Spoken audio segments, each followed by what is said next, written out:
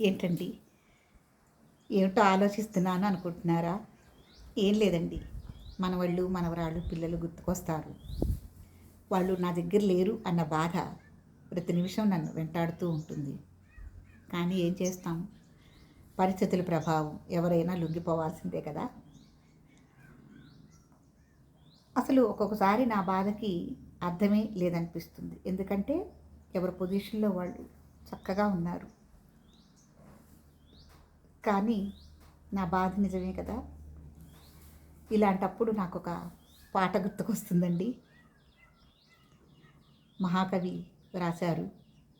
ఆయన అనుభవించి రాశారు, పక్క జీవితాలు చూసి రాశారు. ఎవరి మనసుల్లోకైనా ఆ బాధల్లోకి ప్రవేశించి రాశారో కానీ ఒక అద్భుతం.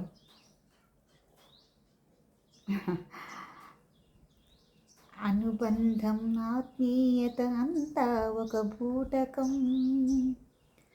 ఆత్మతృప్తికై మనుషులు ఆడుకునే నాటకం,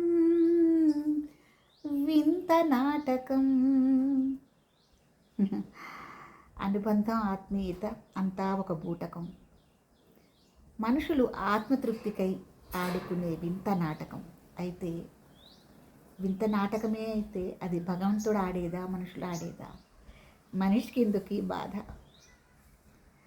మీరందరూ కూడా ఏదో టైంలో ఈ బాధని అనుభవించే ఉంటారు, రుచి చూసే ఉంటారు.